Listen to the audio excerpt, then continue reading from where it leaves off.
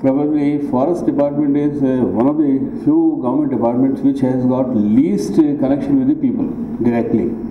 Though occasionally, like this occasion, we keep meeting the people, we keep telling what we are doing, and of course, as Madam was saying that when we are young, that time there was no lesson or chapter in any of the subjects which taught us about the importance of forest or wildlife.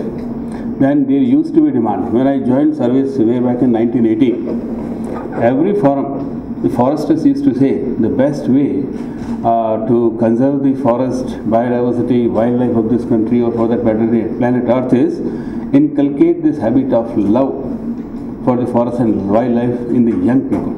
And that's why I say a lot of recommendations were made, and ultimately Government of India and most of the state governments gradually they included chapters on the importance of forest, wildlife, flora, fauna, and all what we have heard about it, the various kinds of ecosystems, the services provided by the ecosystems. And now I think most of the school children, my young friends, they can talk more about and convince the elders like what the 13-year-old girl could do in Rio Earth Summit. And now they are going to repeat of that summit in Durban.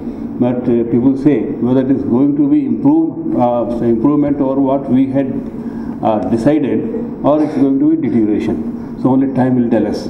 If we don't act now, maybe it will be too late to act.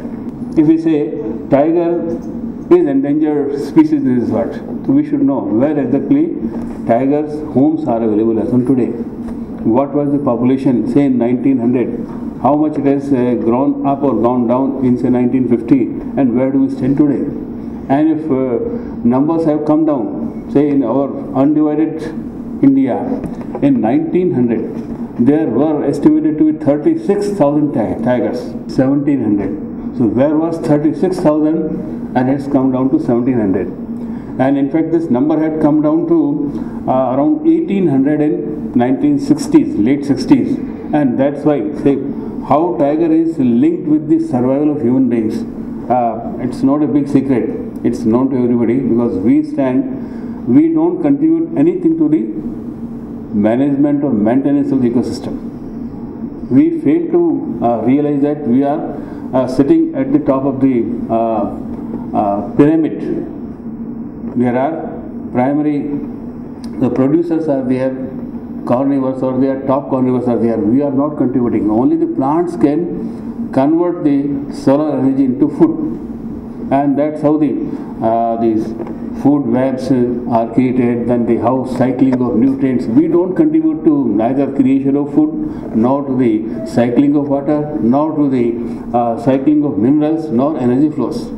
We are consuming from everywhere, and we consider that we are the most intelligent species on the world, on this planet Earth, maybe in the entire solar system. So we have to manage everything from our perspective.